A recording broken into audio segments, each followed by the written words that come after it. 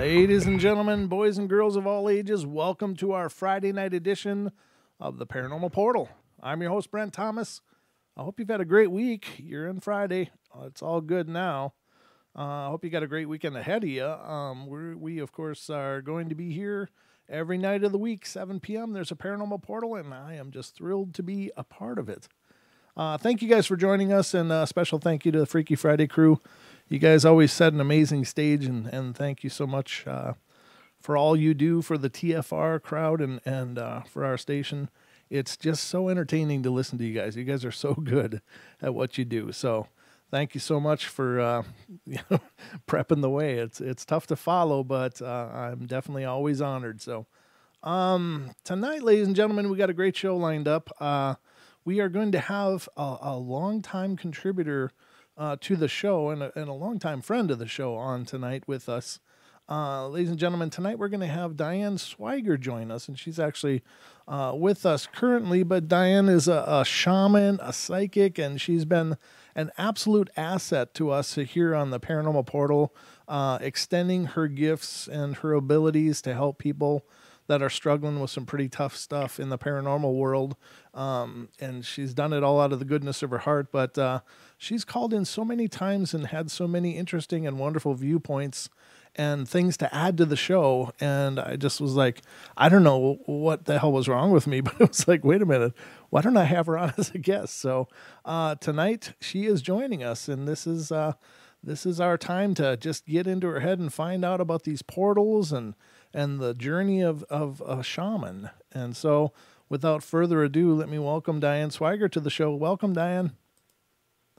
Hey, hi, portalers, my lovely paranormal family. I love you all. You are really a delight to be with. When I get the notifications and get in here, I just love talking to you all. You're all very bright. I have a ball talking to you. First of all, I want to say that. And I want to thank Brent for that amazing introduction. I don't know how I'm ever going to live up to that, but I will try. Oh, you do it all by yourself. It's easy for you. Oh, okay. Oh, well, okay then. I'll just have to be that good. Well, let's see. I suppose you want to know, like most people know, what the heck happened to get me to where I am. That's my job. Brief encapsulation. You're taking over my job here. Oh, well, I'm psychic, you know. That's true. I you knew are. You were going to ask. That's true. In fact, my first question was going to be, how did this all start for you? When did you find these abilities within yourself, or was there a catalyzing moment? Was it just always there since birth, or when did this really begin? Well, I really had always had this from birth. I came in on what some people, maybe I will explain this at some point, but I'm not even entirely sure how to explain. But I came in on a Blu-ray time period. There are people that come in on certain frequencies of light of your birth, and it's kind of like a birth sign, only it's a little more, I guess, cosmic. But I came in during the Blu-ray time period, which was also at the height of the UFO sightings over the Great Lakes Triangle. Oh, really? And the mother had many strange stories. I mean, my mother's strange stories kind of led me to wonder about them having a kid after 25 years of trying, and I just suddenly show up out of the blue. Okay. So I know that I came here with a purpose, right? Right. And my dad, so a little bit about my family life. Mm-hmm. It was not an easy childhood. I didn't fit in. I was always a little taller and grew a little faster than everybody else. Mm-hmm. And that made it really hard, because when you're a girl, that's really not good. I mean, So I tended to be kind of bookish. I tended to be kind of a loner. and I tended to be rather studious, which probably was preparing me for later life, well, for my job later. In a way, I guess it was something that benefited me, although I certainly didn't feel that way at the time. Mm-hmm. I had a father who had been a spiritualist, but my mother made him stop because he scared her. And my mother's side had psychics in the family, but of course they were seen differently. They were seen from a religious viewpoint. Oh. My father's side had psychics in the family. Uh-huh. So, it was it was almost inevitable that I was going to have something, but it wasn't really discussed that way in our house. Sure. It wasn't really spoken of because it scared my mom. So my dad, instead of hiding girly magazines, he hid his Fate magazines, which was the paranormal books, magazines Sure. of his time. Right. And of course, being a kid, I found them and read them all. Oh, okay. That's Yeah. So is that the same as do you get in the same kind of trouble as you do if it was the other kind of magazines? Yeah, pretty much. Oh No, I man. wasn't looking at the porn. I was looking at the Fate magazines, which was just about. And then, of course, I took a liking to comic books Oh, okay. and science fiction. You Sure. weird kid. Yeah. So I was like a kind of a geek, and it wasn't cool at the time. But hey, that was the way it was. And my mother and father also took me to a church with a faith healer, and I actually did see some miracles happen there. So that gave me the idea that things could happen without strictly a physical basis. Oh. Because, and we could do things without, even if I'm not seeing it necessarily as being a particular entity, things can still happen without putting your hands on it directly. So that was actually another probably great thing, although later on it got to be, some of these things. My mother, she ended up dying with Alzheimer's, and honestly, the worse she got, the more she wanted to see televangelists 24/7. Oh. But it was, just an insight, just a, observation. Uh-huh. But I guess she wanted to make sure she went to heaven or something. Oh. But anyway, I'm not that way. I'm a shaman. I'm a shaman because I am not affiliating myself with any particular religion or belief. Uh-huh. I deal direct with the spirit world. I am not going through any religion or anything. Mm-hmm. The old-time shamans had a more direct approach. I mean, they saw the other world. Now, I had all that, kind of. I mean, I was talking to ghosts when I was a kid. Oh, They'd cool. disappear, and I think that was, kind of weird, and I knew I couldn't tell anybody about it. And I kind of put it away. I had the prophetic dreams like my dad, too. My dad had prophetic dreams. Put all that away because, and actually it got to be to the point when I was a kid where I would have dreams about the next day, and then I wouldn't know whether it was really the next day or whether I was just dreaming. So I decided I was going to just not do that anymore. So I asked, please don't let me do that anymore because it's driving me up a wall. And then instead of having that, I started having these terrible nightmares. Oh, geez. Okay. So I didn't exactly trade up.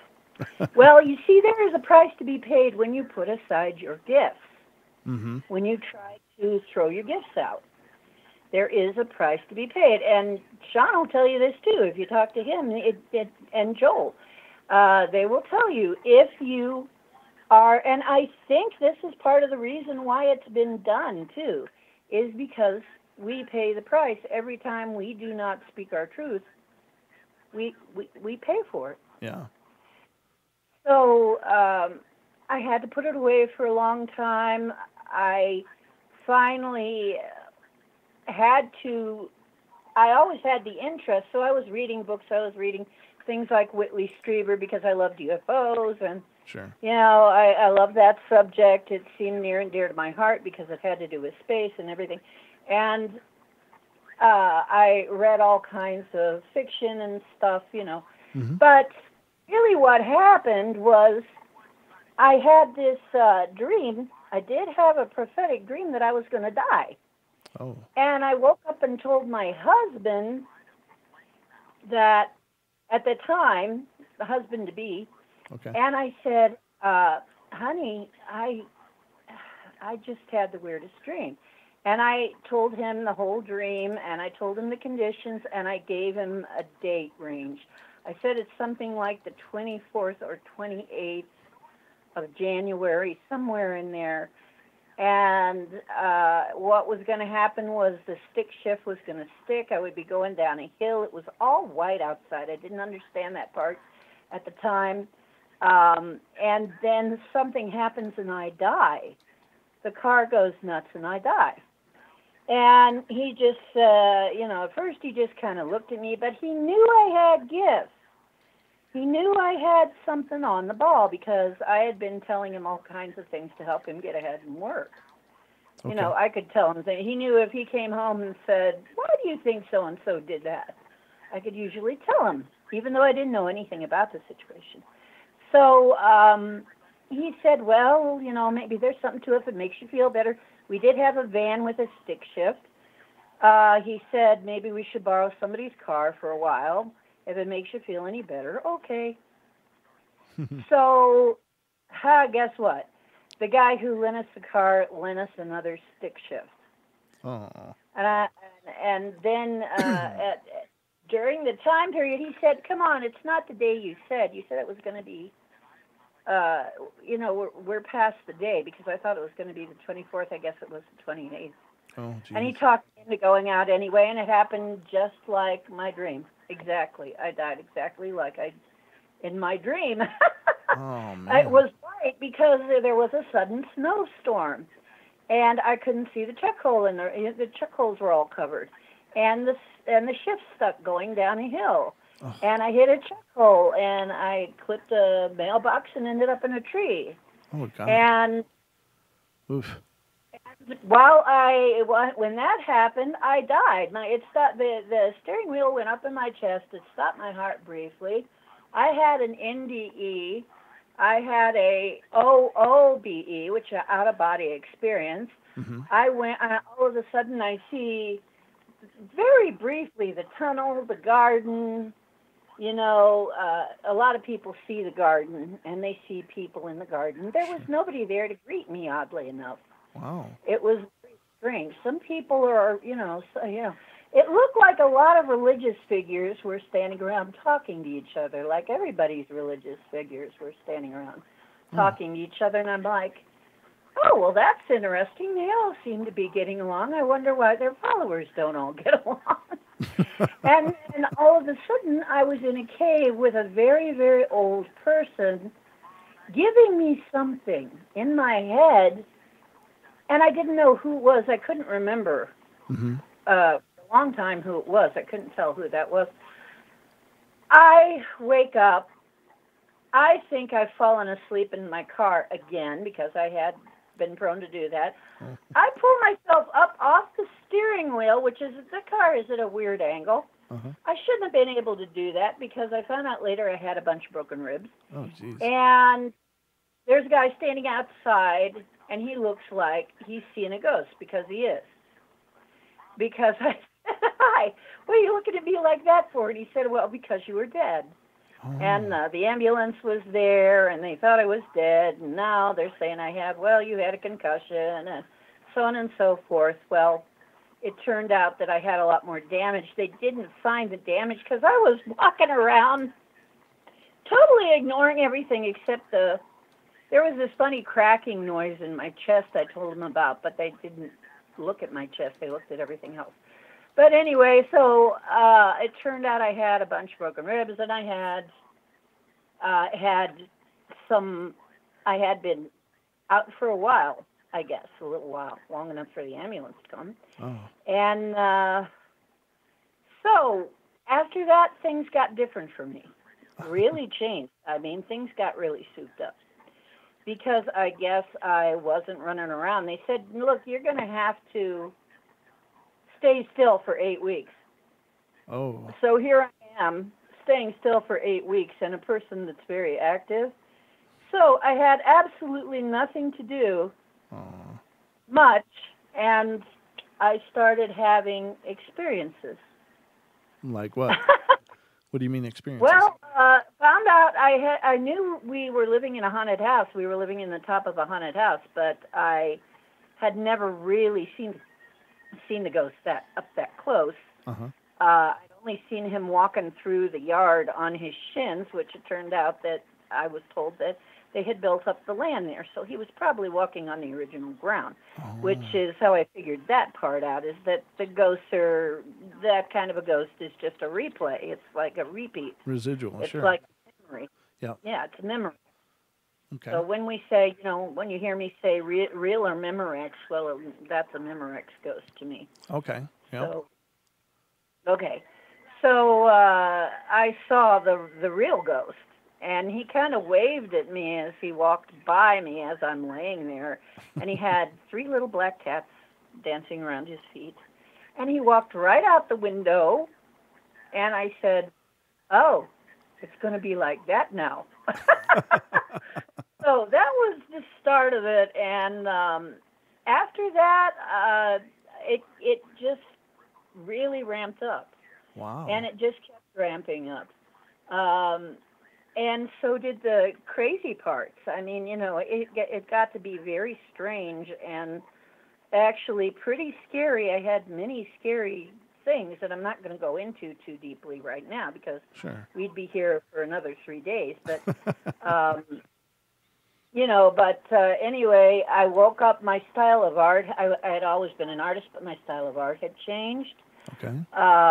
Several other things had changed. So I was a similar person, but not quite the same one. It also appeared to me that everybody I knew had changed. Oh, sure. Yeah, it was like I'm there. Why does everybody seem to be different to me? Right. Why do I seem to be different to me? Mm-hmm. I mean, so it took me a long time to figure out what was going on with me.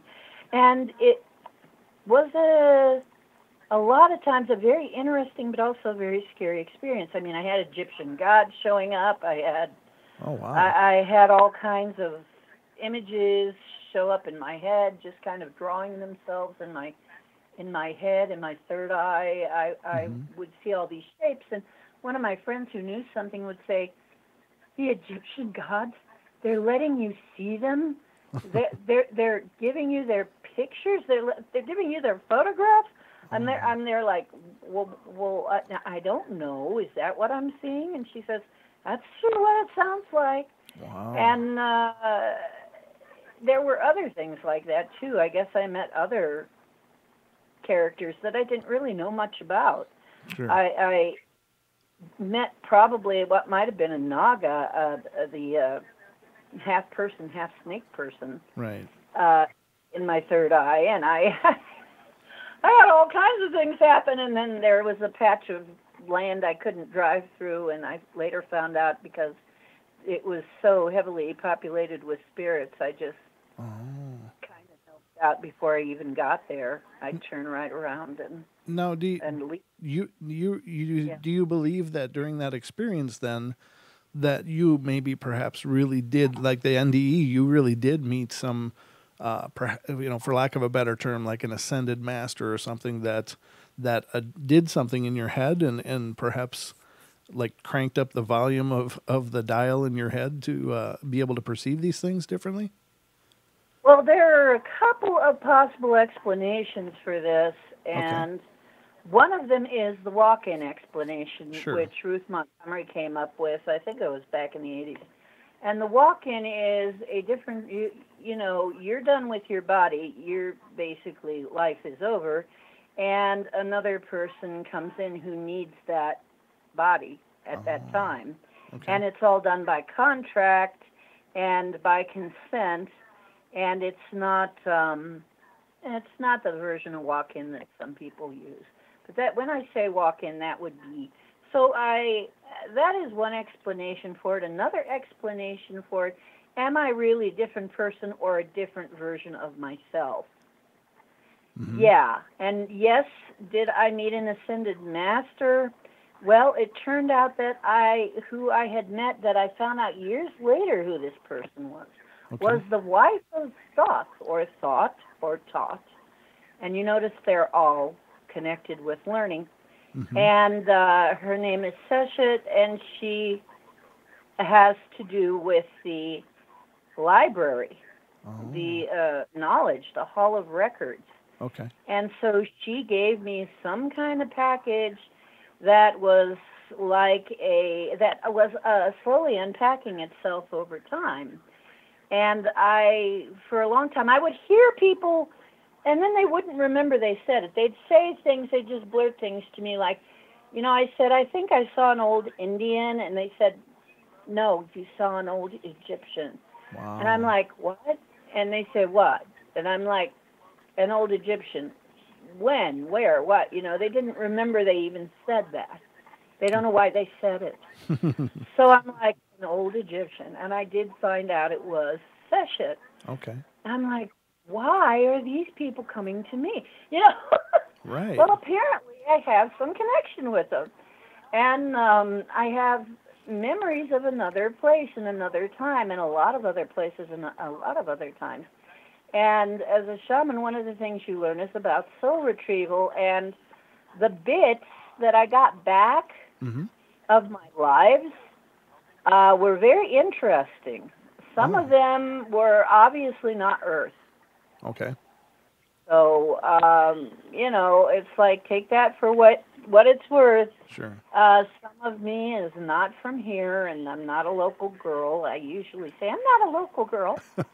And so, and that's also a very lengthy sort of story, but I'm trying to just hit the high points. Sure, yeah.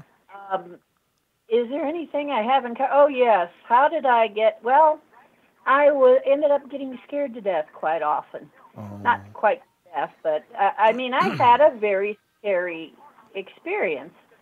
I had a lot of people that were thinking that maybe I was something bad, evil or something. There were people who could see I was fine, and actually they were the ones who had more on the ball, but the ones who were just kind of dabbling around in it, they thought I was evil. And so I had kind of a weird life for a while.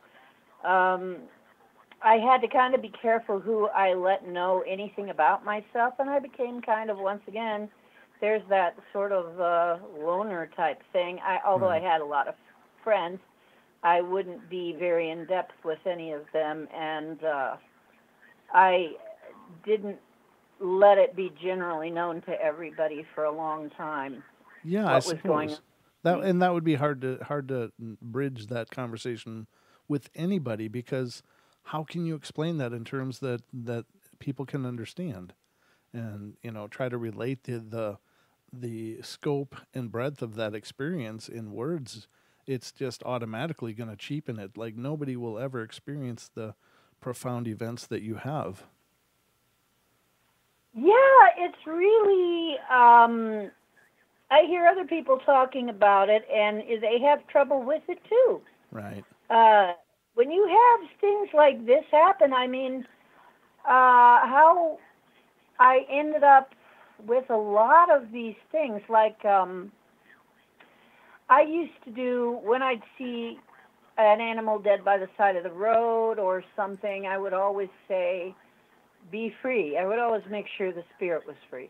Mm-hmm. And usually they were, but I don't know why I was doing that, but it was part of my thing that I would always think. I would always think, about, I hope it died well, and I don't know why this was coming into my head. I do that as well. Yeah. That very thing. Wow. And all kinds of things like, and I would see, once again, I was seeing people that, I couldn't tell people that I was seeing people that weren't there to the wrong person. Mm-hmm.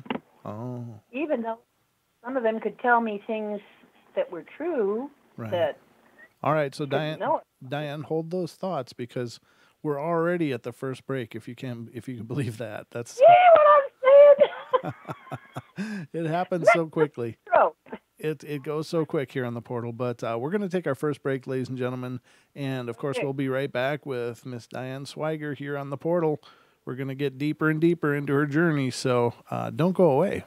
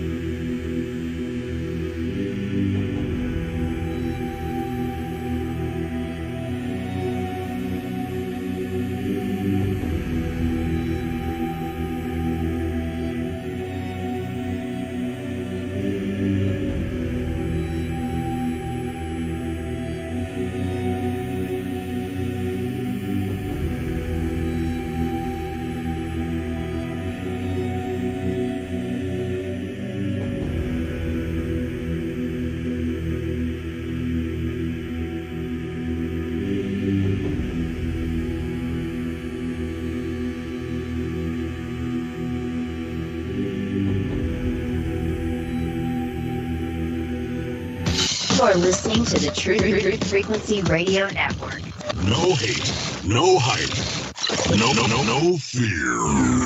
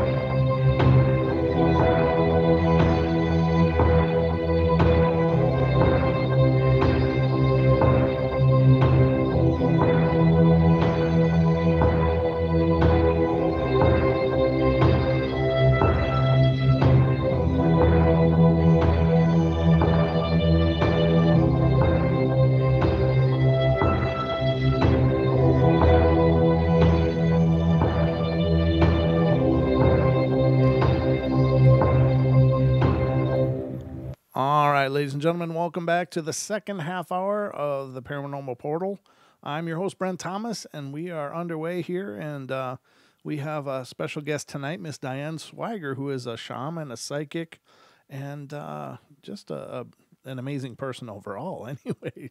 But welcome back, Diane. And I do want to say before we go much further, you were talking about how you perceive like even animals on the side of the road, and you're not alone. It's even as I was saying, it's something that I do as well. It's just like I just try to send the energy that I hope it was peaceful, that it was quick, and wasn't painful. But also a listener in the TFR room, Tori, was saying there was a time I saw a hawk get hit. I stopped traffic, went to pick it up, and saw its tears, did a prayer for it, took it to the shoulder of the highway, laid sage and gave tobacco prayers, and it was looking at me the entire time.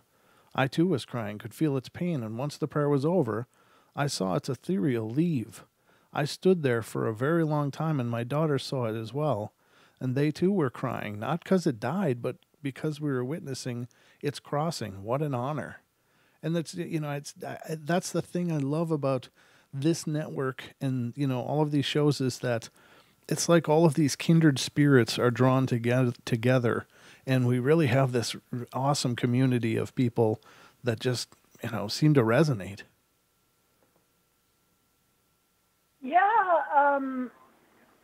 like I said, I love you. I love you guys. I really do. I don't want to go too much farther before I explain a couple things you're probably wondering. What's the deal with the portal? Now, you said talk about portals. Well, yeah, I do want to talk about portals tonight, but I just wanted the audience, those that may not be familiar with you, to at least have an understanding of your journey and such. So, and if that's as far as you want to go on that, that's fine. But I definitely want to talk about portals because they are they're brought up all the time in the paranormal, but it's just kind of a passing reference. Like most people don't understand, what does that mean? What is a portal? And what does it mean if there is a portal? So, however you want to address that or address it first, please go ahead. We'd love to hear it.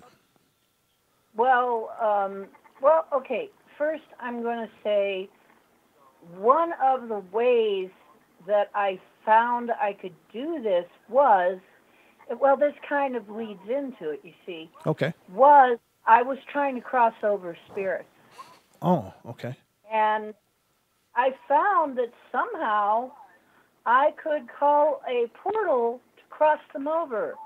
Oh. And two winged figures, angels if you want to call them that, would open it, and they would stand on either side, and through there was the way back, the way home, the way to the next realm. And I found that I could talk to them and just tell them, look, I've been dead, it's not bad, I didn't get hurt, I didn't see hell, and I wasn't perfect. Mm-hmm.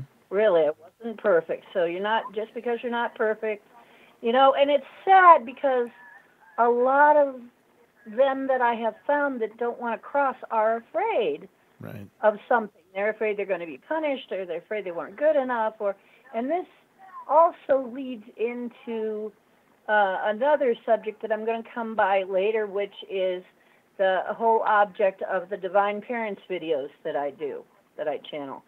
And I know how some people feel about channeling, and I'm very careful with it too. But if there was ever anything negative in there, I wouldn't be doing it. Okay, if I didn't really had not checked this very much through, there are several reasons I trust them. I'll go into that later. Sure. But and I just may have recently found out who they may really be. But as I am doing this, and I realize here is this thing opening before me now. There was a job I ended up having where I had to cross maybe 35, 40 people over. It was a place where the land was sick, and the people that would move there, it was mostly low income, poor people, old people, disabled people, and they would get sicker and sicker. And I met somebody on a bus that said, hey,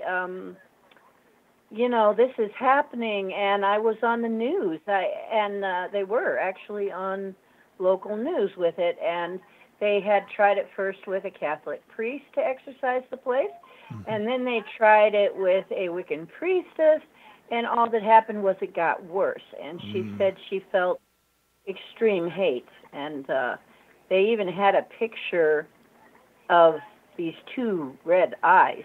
Oh. That seemed to be. So it was a poltergeist type issue. Okay. And I said, well, I may be able to do something. I would be willing to try. So basically, I called her on the phone. And I had no idea that I could really do this, but I guess I had been doing it quite a lot when I look back on it. You know how you can do things and just not ever think of what you're really doing? I mean, you're really actually doing something that not everybody can do, but you don't know that because you're not telling anybody and they're not giving you feedback on it or anyway. Because, I mean, people have seen me places I couldn't possibly be before. But I just kind of said, oh, it's just somebody who looked like me. I have that kind of looks or whatever. Even though some of them said I look like an angel and wrapped them in my wings. Oh, wow. And I'm like, okay, that could have happened, I guess. Then if you believe that, and I guess that could happen because sometimes I would be thinking of people that they needed some help, and I would. I guess maybe I was actually going there. Right. Maybe I was actually bilocating because I found out doing this that I could bilocate because as I'm talking to this person on the phone, I'm starting to see the land, not any of the buildings though, and then I saw these spirits show up. They just kind of faded in, and then she started screaming, and she said, how are you doing this? What are you doing? I don't understand this. I've never seen this. What is going on? And I'm saying, well, you wanted me to check this out. Okay, well, I got a whole bunch of people here I got to cross over. Hang on. And so I'm busy with my third eye. I'm busy talking to these people, and I don't even know how I'm doing this. And I'm telling them it's okay, and they're telling me their various stories. As they go by, and I say, it's okay, you're not going to get hurt, there's really nothing bad, and just, stay positive. I'm here, I came back, I guess this may be one of the reasons I came back was to tell you not to be afraid, and she said, the reason she was screaming was because I showed up right next to her. She could see me. Oh, wow. So you're bilocating. Yeah. Wow. See, that's why she was driven so crazy. She had sight, too, and they were driving her nuts. So, and then there was the poltergeist. Now, it turned out the violent part was something else, but all of these dead people around make an area kind of sick. It's that death energy, and you need to get them crossed over. So those of us who do this, a lot of us do maintenance. We that's why I was doing this by the side of the road, making sure the spirit went on.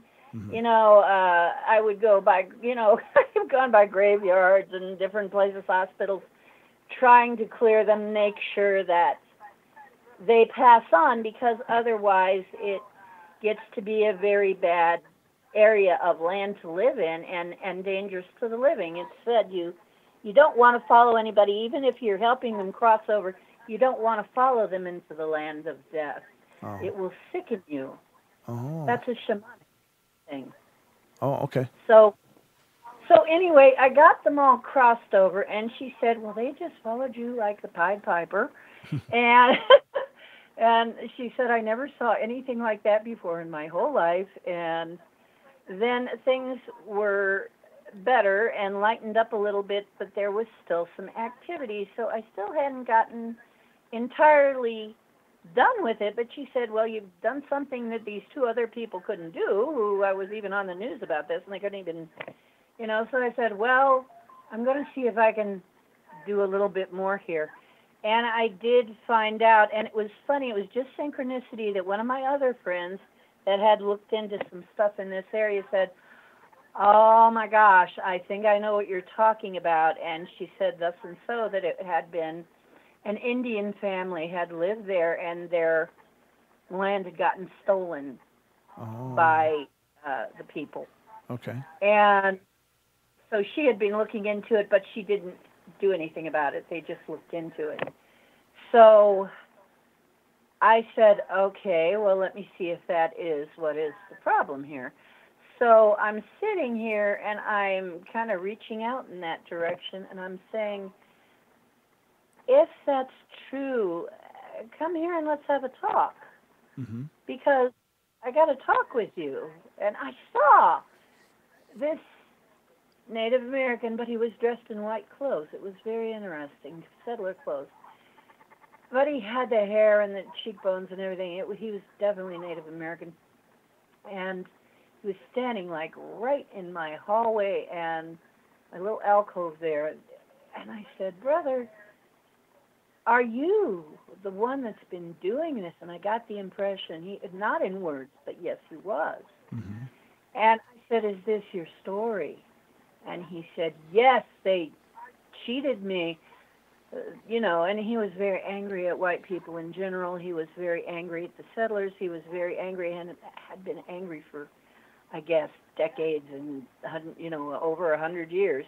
Right. And had been trapped here, too. So he was also trapped, and I explained that to him. I said, do you realize that those same people aren't even here anymore? They're dead. They're long gone. They're gone. Mm-hmm. They have passed. And you are torturing people who know nothing of any of this. They don't know anything. They're poor, they're sick, they're old, and it's the only place they can afford to live. Don't you think you could let it go? And he just stared at me he had very dark eyes. Mm-hmm. And he just stared at me, and he was like a shadowy person.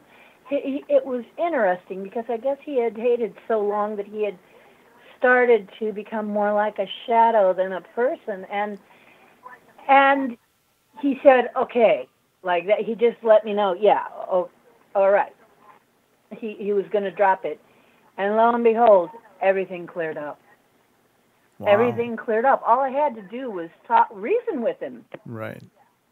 And kind of anticlimactic, but no, I think that's really profound, because I think that's true. There's got to be a root to that negativity, and if you can find the root, I don't know. Did you ever watch that show, Haunted Collector, with John Zaffis?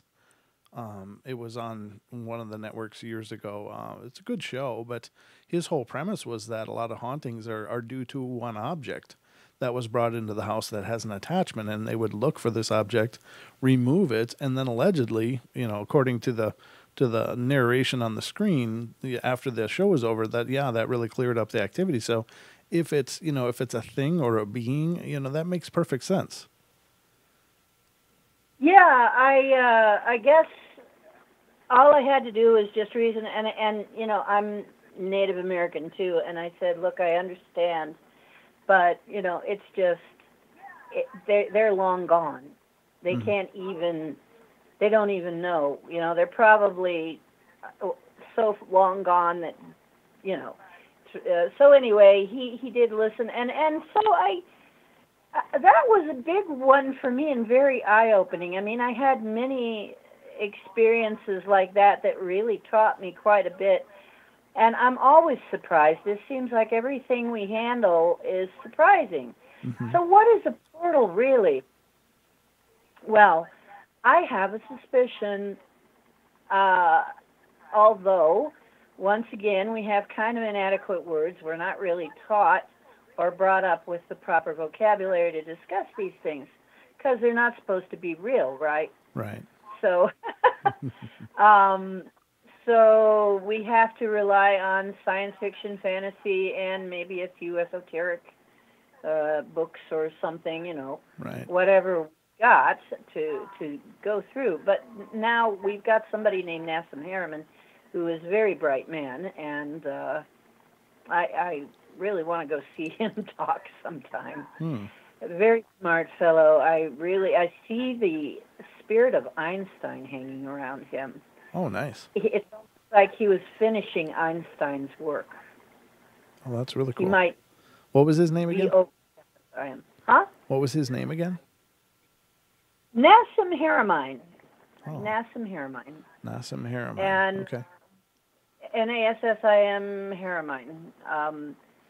So he said he has come to the conclusion he was also one of these strange people. I mean, when he started thinking about what he was taught in school, he was seeing things in his head that was explaining what really might be going on instead of what they were teaching him in school. Uh-huh. And he got in a lot of trouble growing up, too, because I got in trouble in school. I got in trouble in Sunday school because I'd ask questions I shouldn't ask. Sure. I was always asking the wrong questions. So did he. He got in trouble, too, for asking the wrong questions. He came up with his own theory about atoms and matter and energy and all of that, and which is actually very very good, and I'd recommend anybody who's interested in this kind of thing to, kind of at least give them a listen. Right. But apparently, black holes are everywhere. Black holes aren't just some distant thing in space. They're not just collapsed suns. That every one of our cells gives off a frequency of light, and anything that gives off a frequency of light, apparently our cells are all black holes. Every single one of them are tiny, tiny, infinitesimal. And apparently portals happen all over the earth all the time, just naturally. Wow. So that's cool. Although I even go into the logistics of it, I'm not going to go into that. You're going to have to look that up yourself, because that's a really long subject. But the fact that I can just open them at will, I'm still not entirely sure. One theory is, I remember telling somebody, I'm an administrator. An administrator? I'm an administrator. I can do things like that. Sure. What the heck does that mean? So I asked, really, Divine Mother and Father, who are, when I first started hearing them, they said they're actually one being who is like the male and female of a single being. Okay. Talking, but then that expanded to be our family, and they kept referring to themselves as our family, as our loving family, and they would not give me a name because they said they don't use names. Names are totally irrelevant to them. We could call them all kinds of things, and they don't want to have anybody, they don't want to engender any religions or cults or anything surrounding them. And the names would be all kind of meaningless anyway. They don't use them. Okay. They use energy frequencies. And so they said, you're going to have to get to know us by our energy frequency. That's how you know we're authentic, because we could look different. We could go by a different name, but you can't fake the energy frequency. Okay. Now we've talked about this before. This has come up in a lot of places recently. But this was given me some time ago. Every single one of us, I guess, has a fingerprint signature energy frequency that is not quite like anybody else on the planet, and it can kind of shift around a little bit, and depending on how you manage your energy and how your energy is, I guess it probably shifts a little, but it's still like a fingerprint. Even if you cut your finger, it's still going to be your fingerprint. Right. So, yeah. So basically, that was how they said you're going to have to learn to know us that way. Then you can't be fooled. So that was very interesting, because that actually came up on another show, and in connection with when they were asking, they had a person on who was speaking with planets. Now I'm beginning to wonder, when in the early part of my journeys, I had a group called the Nine show up. that I was calling the 9 because there were 9 lights. And so I think I almost had Magenta Pixie's job because she talks to the White Wing Collective of 9. She speaks for them. I think I almost had her job at one point, but at the time I told them I just couldn't do it. There was just too much on my plate. I couldn't see my way through to be able to do that. I didn't see how I could do it. But they would answer me exactly in 9 words whenever I'd ask a question. They were amazing. And like, I'll give you an example. Okay. You want me to give you an example? Please. Yeah, you were about to ask me yeah. Okay. So, No, I was just going to say they take that 9 thing pretty seriously. Oh, it's very serious. Yeah, Okay. it's a big number. It is. I was born on a 9, in fact. So, so they would answer me like one time I said, I'm talking to these people and I'm like, are you, and this is the dumbest thing I could probably ask. I said, are you real or am I just hallucinating you? And they answered such a good answer. And exactly 9 words. We are as real or illusionary as you are. That is pretty profound, though, really. I mean, it sounds simple, but it's actually quite deep. Yes! Yes. Yep. Off the charts answer. Thank you very much. Yeah. Okay. And another one that I remember, because I don't remember all of them, I don't really remember. I hope I still have some of my writings, but I've been through so many things, including a flood, that I've lost a lot of my writings. But hopefully I'll find some of them again someday. But another one that I remember very clear was, can a soul be destroyed? And the answer was, that which was never created cannot be destroyed. Oh, okay. Yeah, I mean, Another very profound answer. It is. It sounds like a real puzzle, but when you think about it, yeah, I mean, there is no beginning and end to energy, right?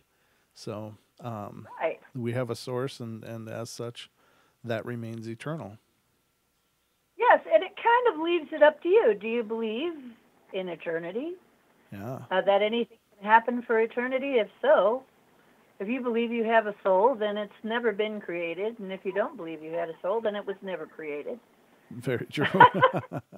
You can take your pick of which choice you believe. Maybe you don't think you have a soul. Well, then it was never created. That's fine. Yeah. You can go with that.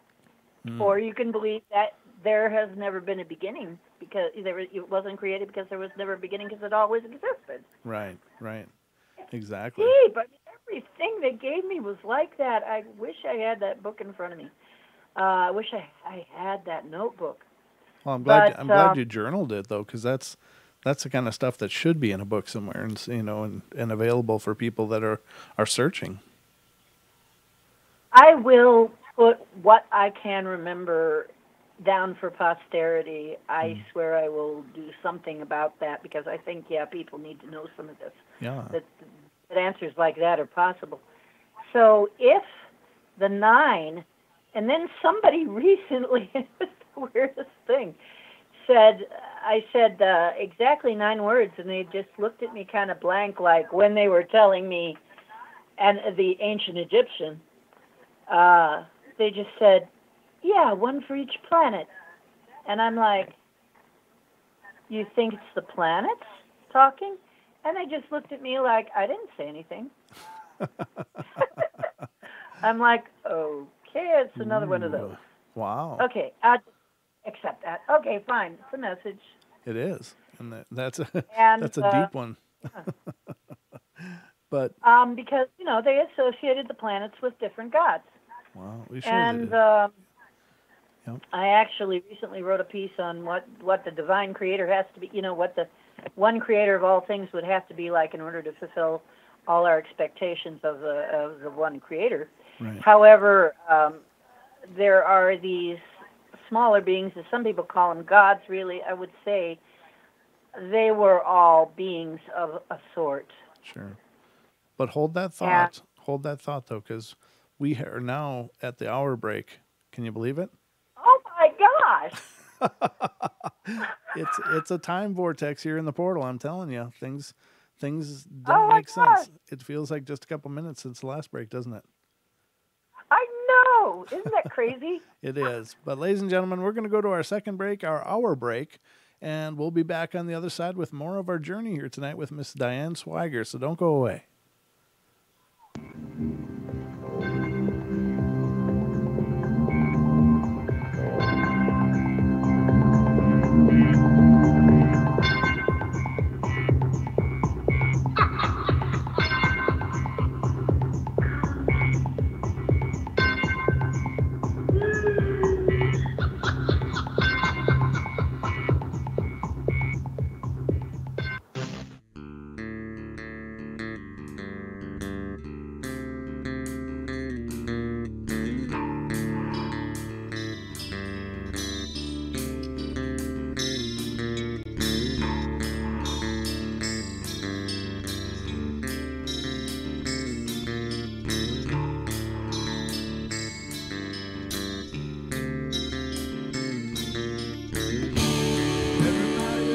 Play their games. Everybody loves to place their bets.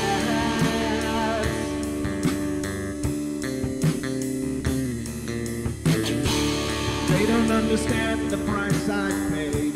They don't care to comprehend.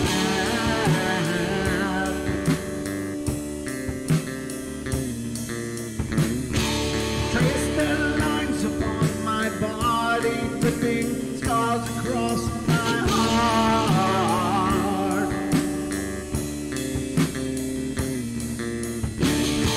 Raging anger boils inside me as their lies keep falling apart.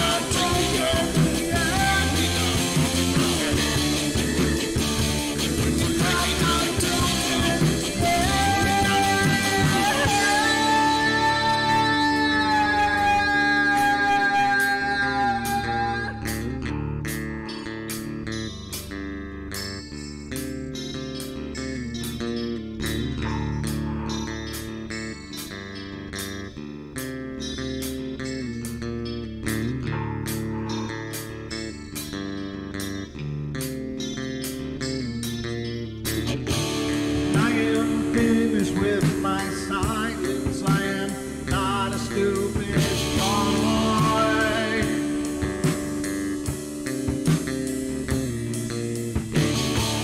No more breaking me with kindness, just you dance upon my joy.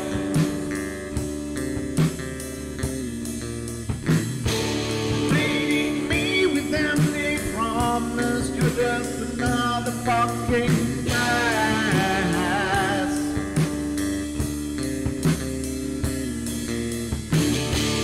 Taking off the slice of my sanity, just make sure that you're well fed.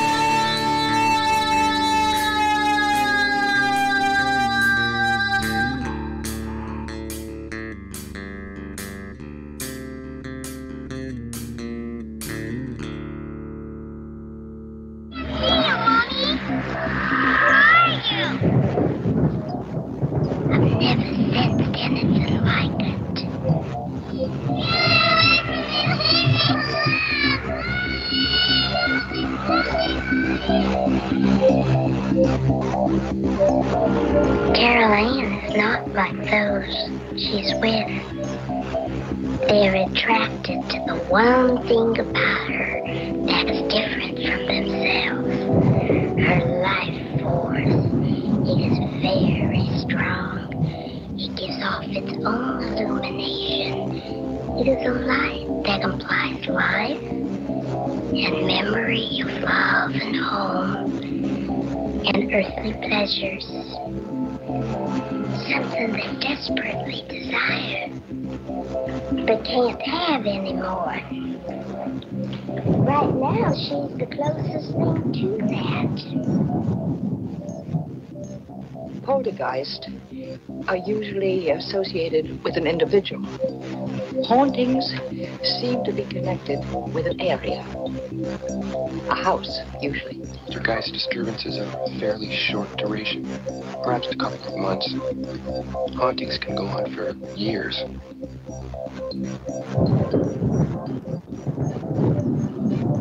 And welcome back, ladies and gentlemen. Hour number 2 is now underway here on the Paranormal Portal. I'm your host, Brent Thomas, and we are having a great night, great discussion, great input. And our special guest tonight, of course, is Miss Diane Swiger, who is with us, and we are talking about all things shamanism and her journey, and we've just got into portals, and so really cool discussion. This Council of Nine thing, Diane, is really, really incredible. I find it, you know what? It's a thing that just keeps expanding. It just keeps unfolding. Whatever they give me. And by the way, my anniversary of 33 years, this is the 33rd year since my death. Oh, wow. I'm undead. But You're the first zombie we've ever had on. Huh? You're the first zombie I've ever had on. Yeah, there you go. No, I'm a vampire. Oh, no, okay. I'm not. No, I'm not. All I'm right. not a vampire.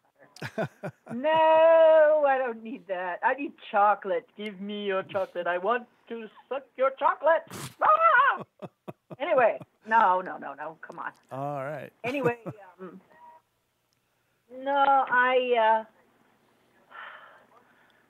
so I am looking at this now, finding out, okay, so now they get news from the planets that the planets do not use names. Oh. Are the 9 then the planets? And our lovely family that is speaking through me actually our solar system? Huh. By the way, do you Planets have the volume on the show feed? Because I can hear you after you talk, and I can hear me after I talk. Oh, actually, I have it. I don't know how that's happening. Let me see. Do I have it turned off all the way? I don't know. Oh, it wasn't on full mute. I'm so sorry. No, it's fine. I've been hearing it here and there, and it was like, oh, but then I really heard it there, so I was like, oh, wait a minute, that is our show. So. Okay, well, thank you for telling me it wasn't totally on mute. It was just all the way down, but it wasn't on mute. It's okay. So I guess you're hearing it because you're in the speaker's in a different place. Yeah. But so now, and I just came to this realization recently. So you guys are getting a scoop. Okay. Okay. Wow. This might be who these people actually are. And if you go to my channel, the D. Swiger channel, you can find videos from the Divine Parents, but I'm going to be changing that to Divine Family. And people listen to them, and there is really a frequency that comes through. They feel a very strong love vibration, and also it seems like there is some sort of a time dilation there where people will watch it and they'll say, well, I feel like I've watched a whole movie, but it says it's only been about 6 minutes. You're only 6 minutes long, you know? Oh. And yet you feel like you really heard this long message because they compress a whole lot of things into those 6-minute videos. I'm not sure I totally understand how they do that, okay? But somehow they can do that. So that's one phenomena. The other phenomena, like I said, about the 9 is that there is somebody called Magina Pixie who channels the White Wing Collective of 9, and she gets pretty much the same information that I do. Oh, okay. So it might be the same people. I don't know. But see, they don't want me to give names or anything, and they don't want to, because people worship them as gods. They don't want worship. And this is why I trust them. They don't want worship. They don't want anything from us. They are only interested in our development. It is like they say, we want to give you the idea of nurturing. Because, now this is very profound too, one of the biggest problems on our planet, and one of the reasons that we are so benighted here, is because we have allowed ourselves to feel so bad about ourselves. We have a vibration of unworthiness, worthlessness, being unwanted, not believed, not cared for, not loved, and all of that is a low vibration and makes us weaker than we should be. Right. And so what they are offering in these videos is a second chance at a family that loves you infinitely and always. Basically. So that would be it's the illusion of separation then that's causing us all the problem.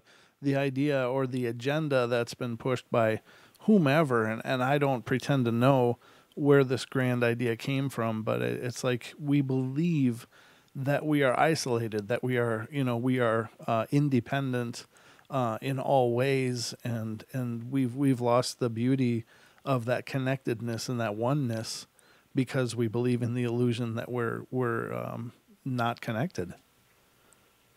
And I wrote a song about how this happened, and it was an off-the-cuff song that that's another thing I'm known for. I'll write songs on the fly. People give me a subject and I'll just write a song about it, and then I won't remember it. I'll sing it and then I won't remember it. But I remember a lot of this song, and it was explaining. I had to do it for oddly enough, there was a lady that came through that was also a portal person. She was opening portals, and honestly, I have to say, looking back on it, I would say if you open a portal, please remember to close it. Yes. Because I do a lot of closing of errant portals that people have opened up and just left hanging open. So and I will tell you, can we get into that? Good. Can we get into that for a second?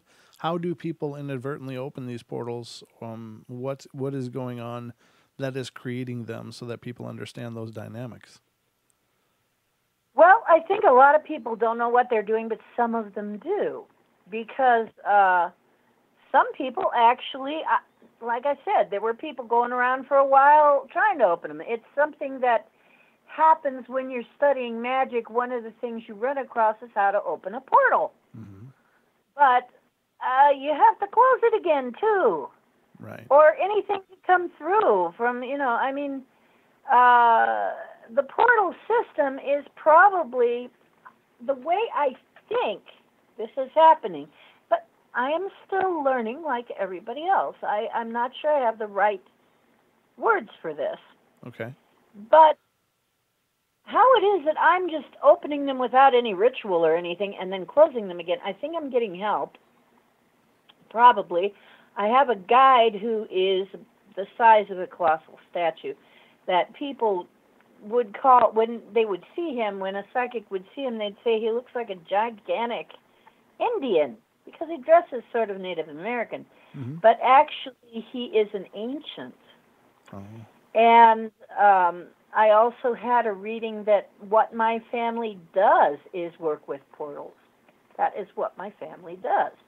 And it's almost like an innate ability with me that I just can make them. So I wonder if I've even made that. I guess some people can do that, and I wonder if I've even inadvertently made some. I know probably my father did. That's why our house was Grand Central Station and very haunted. And that's probably why my mother was so scared. Because when I was a kid, our place was really, and I couldn't tell anybody. Right. And I couldn't even convince my parents because we weren't allowed to talk about that. So, I mean, I had many things that I just couldn't say. And later on, I thought about it, and it's like, yeah, when you're learning magic, one of the things is portals, and then people probably open them. If they don't have the awareness to know what that is, or see it, or feel it, or have a strange effect from it or something, they probably don't even know they did it. Mm-hmm. Another thing, I think you can intend something like, I wish XYZ were here. I wish, and now I'm not saying you shouldn't do this, because really, the dead, the ones who have gone on and completed that crossing, when they show up, they're fine. I mean, you can talk to them. They're a lot like they were in life, though. Don't expect them to be all-knowing and all-powerful once just because they crossed over. They're going to be different. They're going to have a different viewpoint. But they're not going to be that much different from how they were in life.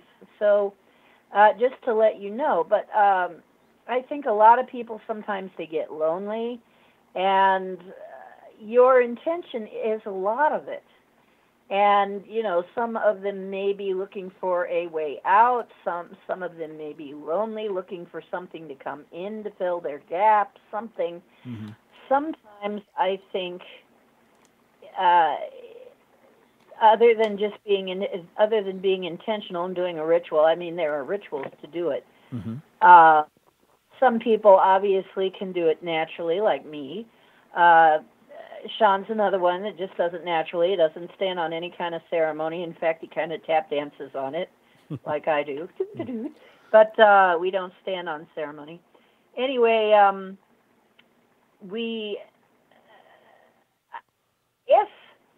what is a black hole really? It's a portal. Sure. If you think about it.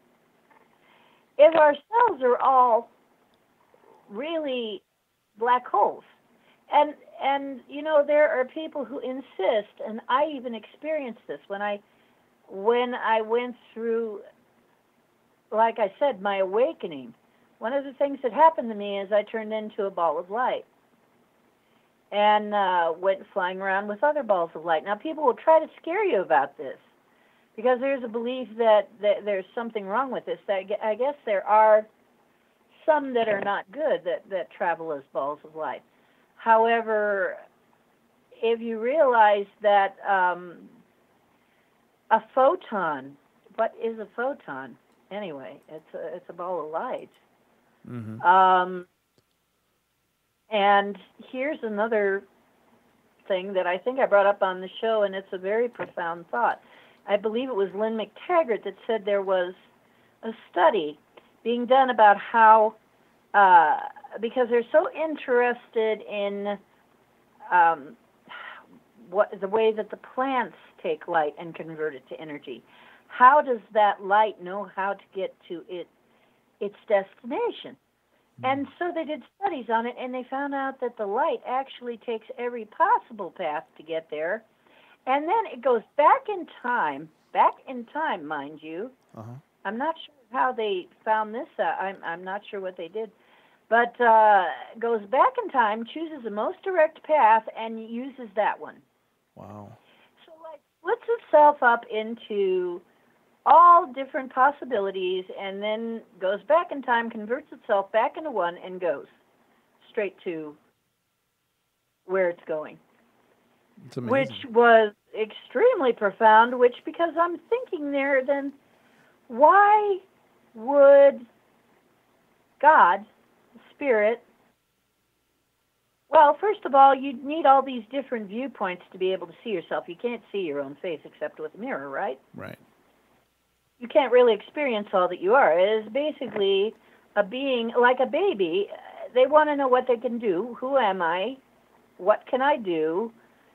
What am I really? What am I not?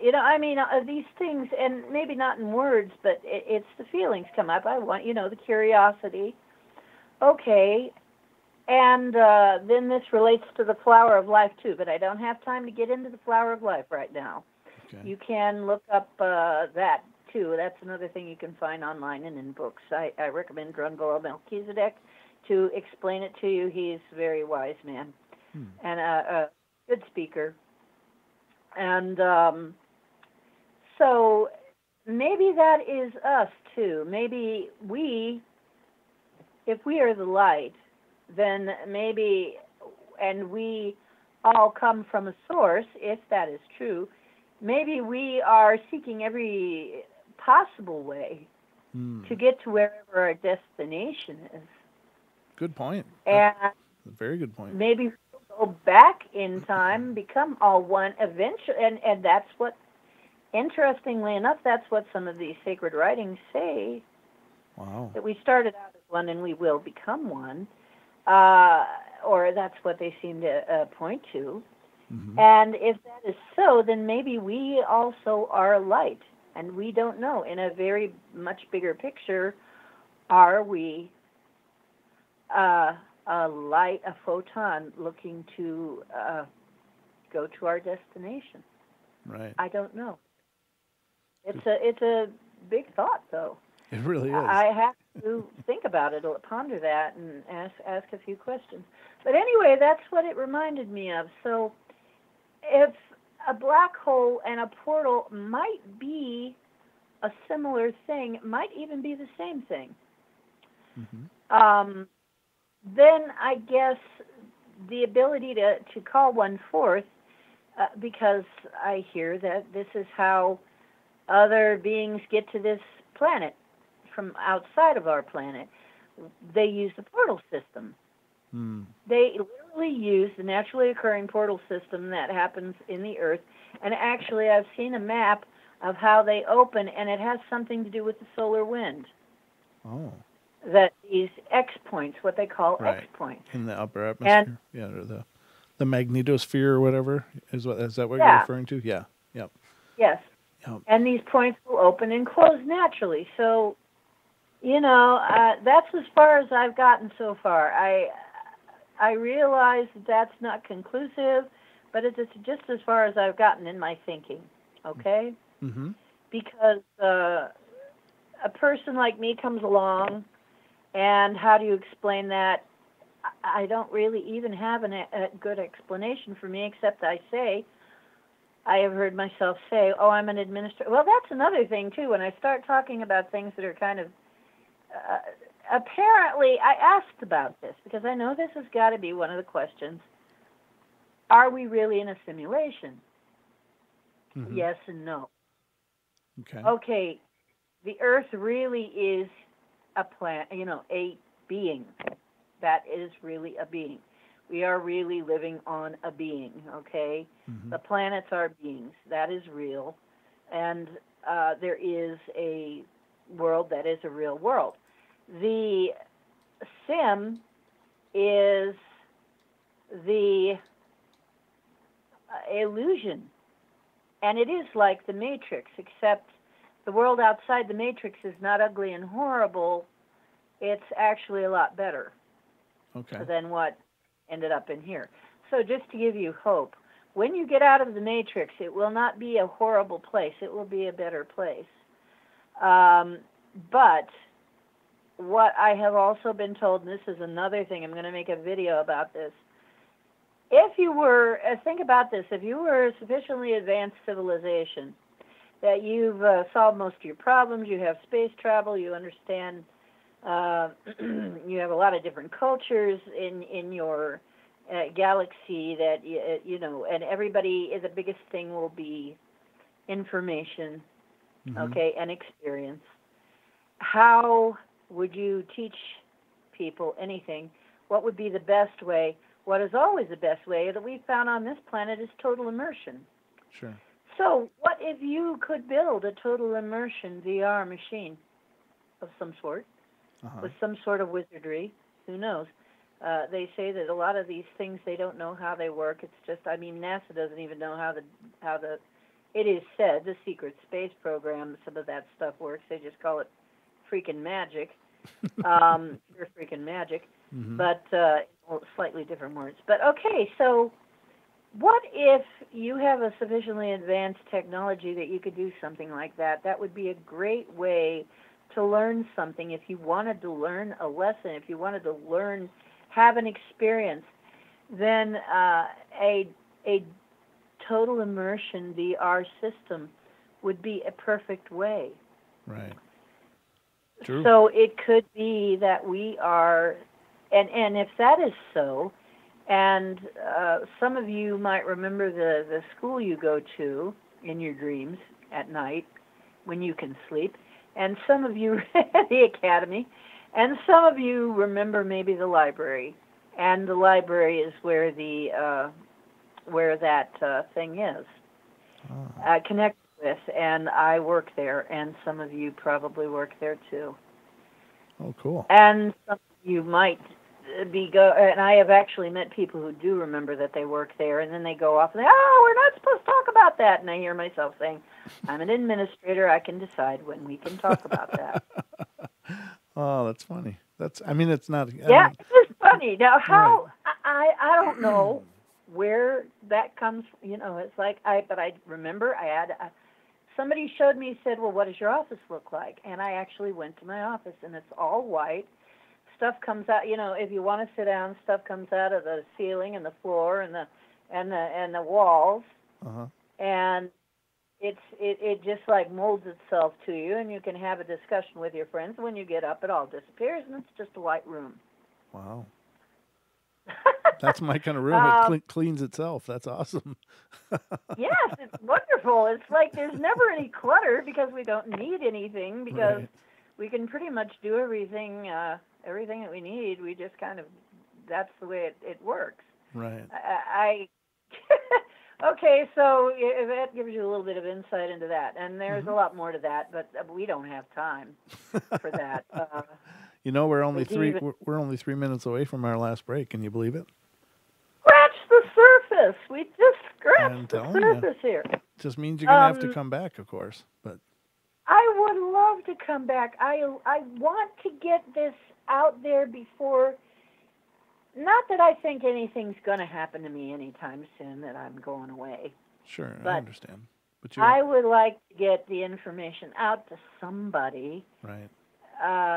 Before anything else happens, because, my life gets turbulent on a fairly regular basis. And I would like, this is kind of a lull point right now. Not a whole lot is going on, and I would like to be able to get some of this information out for people to mull over and maybe come up with some of their own explanations of this, and maybe they'll come up with an even better explanation than maybe some of the findings I have. Sure. But so far, that's how I've gotten. Okay. Is there anything else that I really need to talk about? Oh, yes. I'm going to announce this. I've got, 3 minutes? You got about 2 minutes now. 2 minutes now. Okay, I'm going to say I am going to make a special offer. I also do readings. I do not just clairvoyant readings, but I do animal medicine cards and sacred path deck readings. They're different from tarot. They're more Native American based. And I will make a special offer that I will tell you about on the other side of the break. Well, definitely, that'll be great. And I think it's wonderful. When we come back to, I'd like you to share some of your experiences, if you don't mind, of dealing with portals like you did with helping that woman out and realizing that you were projecting as well as moving spirits through. But any other experiences, including that most recent one in my neck of the woods. I think absolutely would love to hear more about that. Definitely a cool story. What I've heard of it, and I'm excited to hear you flesh that out even more on the show. But I know exactly what you're talking about, and I'll talk a little bit. With Diane's permission, I will also talk briefly about Diana's. Oh, sure. Mission. Yeah. Okay, that's in there. But we got about a minute to go, so.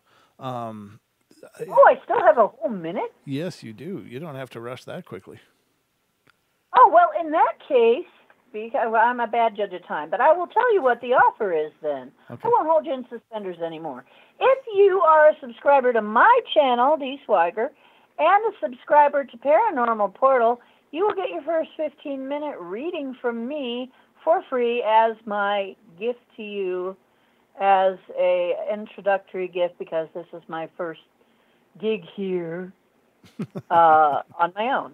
Okay. So yeah, that is my offer to you. Get in touch with me, and I will tell you on the others. I guess I will tell you how to get in touch with me. I have put links in the TFR chat and in the YouTube chat, and I'll redo it in the YouTube chat as well to your page, so that people can find your page and definitely check it out. I did that because somebody asked, how do I check out her channel? So I posted it in TFR, and then I thought I'd throw it over on the YouTube as well. But people are already resonating to what you're talking about, and they want to know more. But if you want to know more, come back after our next break, and we'll do one more half hour with Diane Swiger here on the Paranormal Portal. We'll be right back.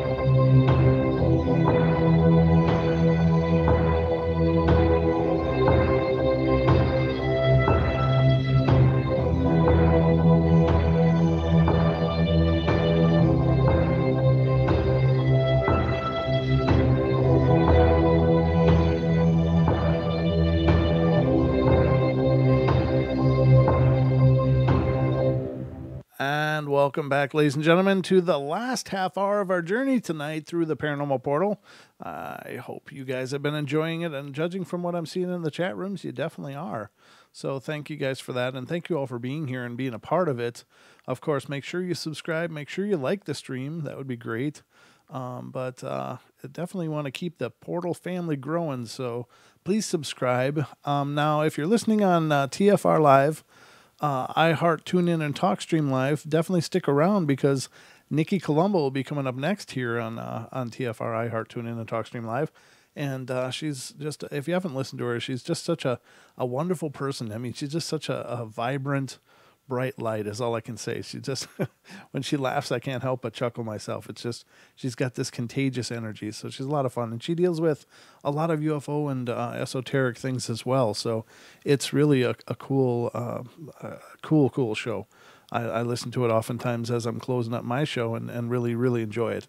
Now, ladies and gentlemen, make sure to tune in tomorrow night here on the Paranormal Portal. And again, that'll be 7 p.m. Pacific time, right here on TFR, iHeart, TuneIn, TalkStream Live, and on our YouTube channel live as well, youtube.com/Paranormal Portal, where you can always see our shows being broadcast live and streaming live as well. So if you want to see the madness that goes into the portal, check us out on YouTube. But tomorrow night, Deborah Varner, who is our Paranormal Portal psychic, is going to be on air with us tomorrow night, and we'll be doing live readings to callers of the show. So if you don't know the number, it's 213-233-3998. Again, 213-233-3998. Call in, again, 7 p.m. tomorrow night, Saturday night, which will be February 16th. 16th, is that right? I got to get closer. Yeah, it's little. So the 16th, and she will be doing readings for callers to the show. So if you'd like a free psychic reading, Deb's an amazing person. She's been a wonderful, amazing part of the show as well, and has been doing this for years of her own generosity. And so tune in tomorrow night. But tonight we are joined by our other psychic, one of our other psychics. We got several that are part of the Paranormal Portal family, and that is Miss Diane Swiger, who is joining us to discuss her journey and portals and shamanism and all of the wisdoms and knowledges she's collected through her years. So thank you, Dee, for being here. It's really been phenomenal. You've really got a lot of heads rolling out there and gears turning in the audience. So people are loving it. I'm really glad, and yeah, Sissy Pooh is going to be on, yay! And that's Deb, my Sissy Pooh. Yep. And my brother from another mother is here. Yep, Sean. Yep, Sean is here as well. He's another one of our. Sephora is here. She was actually a witness to what we were doing. She was just kind of observing. Oh, nice. And so I guess you want to hear, you want me to cut to the chase and start talking about what happened? Well, sure. Okay. Absolutely. Because we only have, a half an hour left? Less, actually, 22 minutes. I'll do what I can. Okay. Okay, so basically, for this gig, I guess what had happened, what was going on with me before I walked into it, I can really only tell you mostly my part, and they will have to tell you their part, and I hope to get Sean and Joel together at some time and maybe do get everybody's story together, pieces of the story together, because it's a kind of a big one. Yes. It was a pretty big gig. So we had somebody who actually was on the, in our chat and on the show, who was having an issue. And I didn't know about it, but it just before I found out, I had eaten something that I wasn't expecting such a bad reaction, but it felt like I had just been poisoned. Oh. And I felt horrible. So I went in to lay down, and I saw that that things were going off. I was getting a message. Okay, what happened? Well, it's Sean calling me and telling me that something's going on, and they're working on something. They need some help. It's a really big one. And I'm like, okay, yeah, we could really use some help here. Okay. So he and Joe were already on the scene. And I said, okay. And in my usual way, I'm trying to tune in. And I say, do we have a picture? No, we don't have a picture. Do we have anybody's feet on the ground that I can go through? Because I need some kind of connection to get there. I can't, it's too hard to just be nebulous and like go somewhere. And I need something to kind of latch on to. And this is another warning for those of you. If you don't want to be intruded on, don't put your pictures all over the place. There are people like me that are actually evil too. Mm-hmm. I happen to be a good guy. There are people out there that can do similar things to me, but they're not nice. Mm. Don't put too many of your kids' pictures on. Don't put too many of your house pictures on. Don't put your bedroom pictures in. There are people who can travel right there, just like we do. Only they're not nice people. So just warning, not to be afraid, but so you are aware that this can happen. Not that everybody's going to be able to do it. Probably quite a few of them won't. But you might hit that one that can. So I'm just warning you. Because I have actually met someone that was a lot like me, and I was warming up to him and everything, and then I found out that he was absolutely evil. And I'm like, oh my goodness, now how do I get out of this? Mm. Because we almost had a relationship for a minute there. Ooh. It's like, whoops. So just met my polar opposite. So basically, I come in and I say, okay, I need something. Let's try Google Maps. Okay, so Sean, he's really fast at this. Okay, Google Maps. He got me a picture of not the lake, but the river. Okay, well, he said, well, all this, what's happening? There's a portal over by the lake. It's spewing all this toxic stuff into the river, and it's going all over the place. And I'm like, okay, yeah, I can kind of get that sense. And he says, all I can think to do is just like pepper the whole area with light. I said, okay, I'm already, working on that too. Mm-hmm. So we're trying to lighten all this up, and I'm looking for, he says, you look for the portal. That's your specialty. Okay, because I'm doing this, and you look for the portal. He's our strong man, by the way. Mm-hmm. And he was off. He actually had his back kind of turned, or his awareness turned in a different area. Well, I go over to the portal. I see it. And I say, okay, but it's huge.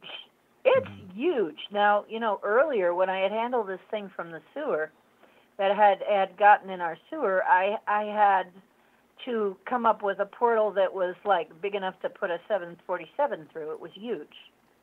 And in order to get it through the portal, I had to make a huge portal. So here we go again with the huge portals. Now, for a while, there have been no what you would call standard portals. I mean, for a long time in my career, we would have a standard-sized portal, standard things would happen. Not anymore. It seems like my education must be expanding because all of a sudden I'm getting all these really weird instances. So I'm looking at this thing. It's freaking huge, but hey, I do my thing because, heck, if I can open a portal that big, I should be able to shut a portal that big, right? Okay. So I'm doing my thing where I'm trying to shut the portal, and it's down. It gets smaller, smaller, smaller. It gets to a certain point. All of a sudden, it turns into this thing like a wild fire hose that is spewing out all kinds of poison, and it's because I guess I was compressing it. I was putting it under whatever it was, whatever was coming out of there under pressure. Now, fortunately for me, I don't get some of the sensations and smells and things that Sean did, but Sean described it was absolutely vile and caustic, and I don't usually feel anything until after it's all over. I mean, while I'm doing things, I don't feel very much. I'm kind of glad for that because it would be distracting. Right. And I don't,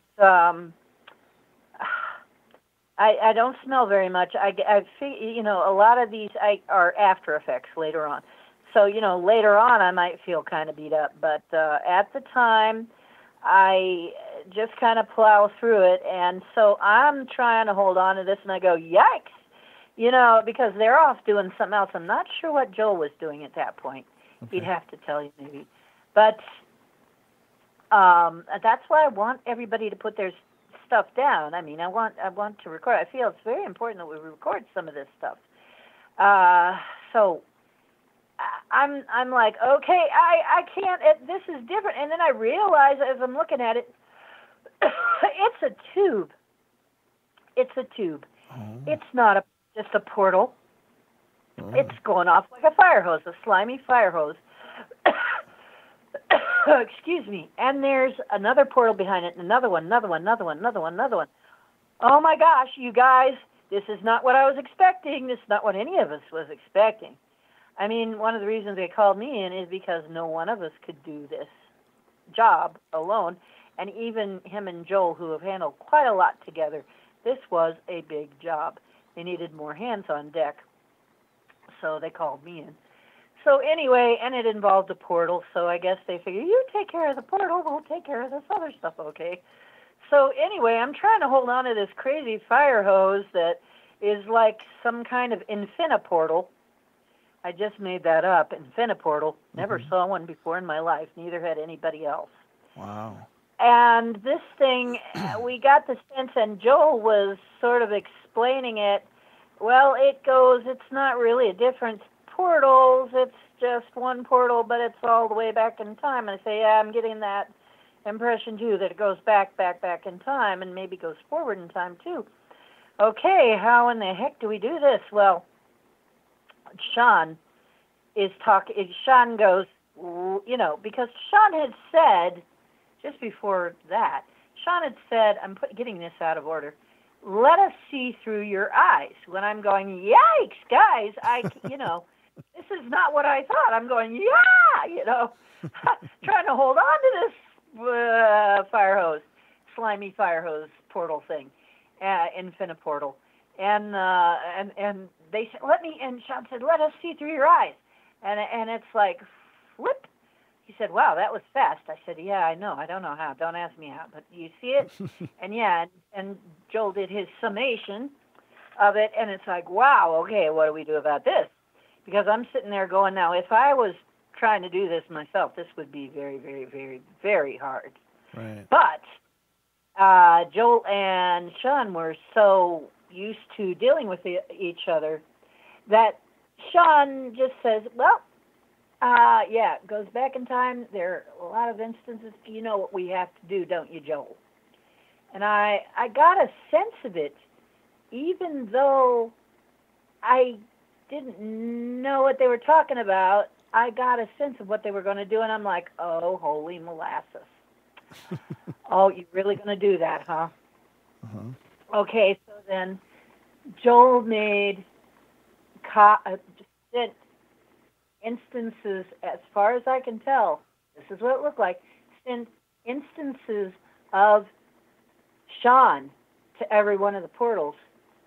How he did that, who knows? Never saw it before either. Never saw that before either. And I'm trying to hold on to the current one. And, you know, Sean is talking about, and he's trying to muscle it shut, and he's burning his hands, he said, and I'm just trying to hold on to the darn thing. And, you know, and we're, so we do, and I'm getting a sense of this, and I'm getting kind of a little bit of a vertigo from the whole experience. Yeah. And so, you know, we do finally get it shut, and then while we're holding it shut, Joel is sewing it closed, kind of suturing it. He says, you suture it closed, Joel? Okay, yeah, we're already doing that. Okay, yeah. You know, about the time that any of us say anything, we're already doing that. It's almost like we're picking up the thought before you can even say it, right? Sure. I mean, that happened at Diana's place, too. But anyway, so they got it closed, and it's just hanging there, though. It's hanging there. We got all see it just hanging in the sky. Hanging, it made kind of a scar in time. is the way Sean described it, and I'm like in space time, and I'm like, yeah, that really is not pretty, and it was kind of worrisome too because we don't know where that came from. Right. Only I was getting a idea that it was really very, very ancient, and I was getting the words ancient Star Wars. Oh. And that it had something to do with a weapon. Oh, geez. And so I'm there like, well, guys, what are we going to do? And Sean, I mean, we got it closed, but okay, so they put guards on it, and Joel assures me that somebody is handling healing that. Oh. But I was thinking to myself, I mean, it gave, when I spoke of it to Deb, it gave her the shivers. And so we got to be careful how we handle these things, because now we're talking about something that goes back through time. Now, you got to understand that from my understanding of time is that if there are some species, I guess, that deal with time, and they say that if you fiddle with time too much, it'll snap, and whatever disaster you're trying to avoid will be much worse. It's kind of like, time can be kind of like a rubber band. Now, other people say that time is a function of gravity. So, whatever it was that created that, or whoever it was that created that, was trying to get rid of a whole lot of something toxic. And I'm there going, man, if that ruptures, what the heck would that look like? I don't even want to know. Right. So, I mean, and then when I told you about it, you're saying, well, that kind of sounds like Playground of the Gods. I said, yes, I know. Yeah. We're now beginning to deal with things that none of us have ever seen before, and we can't be 100% sure of the ramifications of it. And we don't even know who put that there, and we don't even know if there's anybody on the other end who's going to have it all backing up going, what the heck's going on? Why does this stuff keep coming back out? What's going on? Yeah, why is the sludge coming back up out of the toilet, so to speak? Right. So, it's not just like a sewer backing up, or maybe it is to Sure. them. I don't know. But anyway, we're like, okay, well, we had to do something. We couldn't have just left that there. And I got the sense that, somebody was trying to vent off or drain off something that was the result of some kind of a weapon. Maybe there was some kind of massive destruction or massive, maybe it was a Fukushima-like event, something only in their terms that they were trying to drain it off before it killed everybody or something. I don't know. It just had something to do with a weapon. And so we're keeping an eye on the place to make sure that it is not doing anything else. We're not sure we're quite done with it. Sure. That's a biggie. We won't know maybe for a while if we're done with it. We don't know who put it there. We don't know, so that was a biggie, though. Yeah. And it was something none of us had ever seen, and therefore I was an eyewitness to that. She didn't know what to do. She's there like, I'm not sure I can do anything about it, guys, but it sure is interesting to watch. So she was there for that. That is so amazing. That's my part of it, and this was, really Sean and Sean's gig. He had initiated this, but I find one thing is true, that when we combine our forces, it's not just the power of 3. It is the power of 3 times 3. So if you have 2 people, that's why they say, I think that's why there's that, whenever there's 2 or more gathered, etc. Okay, because that is power squared. Well, if you've got 3 power now, you're cubed. Sure. Okay, cubed. So we had cubed energy to work on that, which I find makes it a lot easier. And actually, it was kind of fun instead of being a real exhausting drag like it usually is when I'm doing this on my own, because I've been doing this sort of thing on my own for years. And if I had come across that alone, I don't know how I would have handled that. I'm not sure I could have. I don't think I could have handled that ever alone. I would have had to wait for somebody. And guess what? They showed up. Somebody like me. Yeah. So I guess we are getting our lessons, and we are always learning something new. Because the thing at Diana's place was new to us too. I'd never seen some kind of a cord coming out with some kind of placenta thing attached to the other side. But do we have time to talk about that, or shall I talk about something else? Well, we got about 5 minutes left, so oh my God! We're getting down to the wire. Yeah, but that's we always know the portal goes fast, but there's some episodes where it just screams by, and this is definitely one of those. And even to me, and I'm very fast too. I'm really trying to speed it up here, folks. Oh, you're doing wonderful. You really are. But I want to make sure you have plenty of time, because I've got people asking about your Facebook, how they can find you on Facebook. Okay, I go by Diana Singer, or I also have one that is D Singer. Okay. And the reason D Singer might be the easier one for you to find, and actually, I will give you an email. I will give you dsingerocean@gmail.com. That is the one that I am going to use for this stuff. Okay. So it's D Singer, like, yeah, because I am a singer. Uh-huh. That's another thing. We all sing. We all have great voices.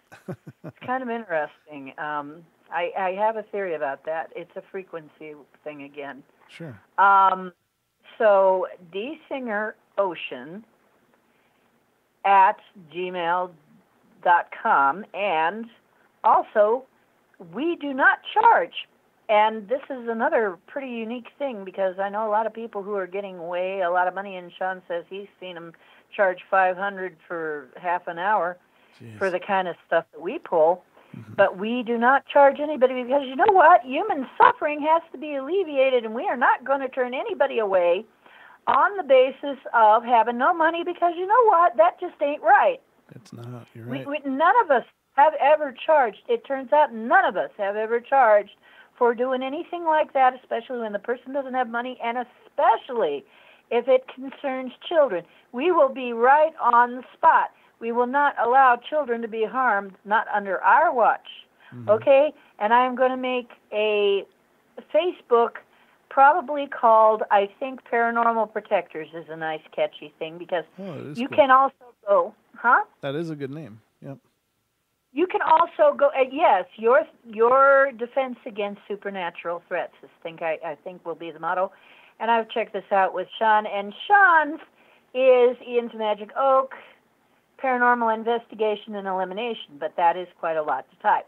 So I'm going to make a much shorter, easier to remember thing, and then I'm going to put links so that you can also get a hold of Sean if I'm not available, and we will be able to handle your issue, and especially if there are children involved. We do not allow that to go on.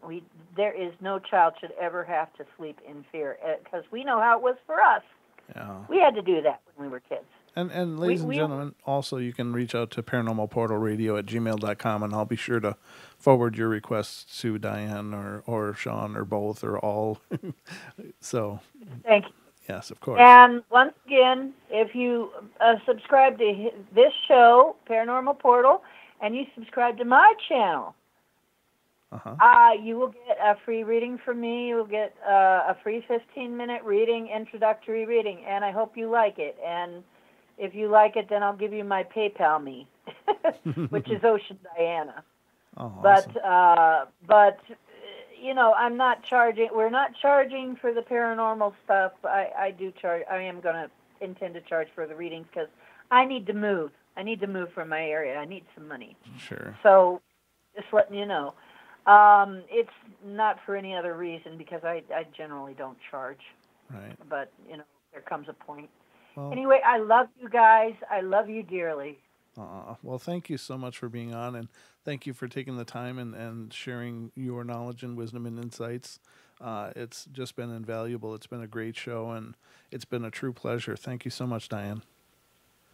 Thank you for giving me the forum to be able to do this, because like I said, I've really been thinking to myself that I need to do this, and I'm doing my own channel, but it's really, I have had so many tech issues and stuff, and I have lost a lot of information. I mean, when my tabs were stolen, I lost a lot of work. Okay. So I'm doing what I can to get stuff back up and rolling, and I do want to share it. All right. So anybody who wants me on a show, let me know. I love you. All right, love you guys. That about does it for us tonight. Remember to tune in tomorrow night. We'll be joined by Deb Varner, but stick around here on iHeart, tune in to TalkStream Live and TFR Live for Nikki Colombo show coming up next. Love you all. Be good, be kind, be nice. Take care of each other and help each other out. And I'll see you tomorrow night. Good night, everybody.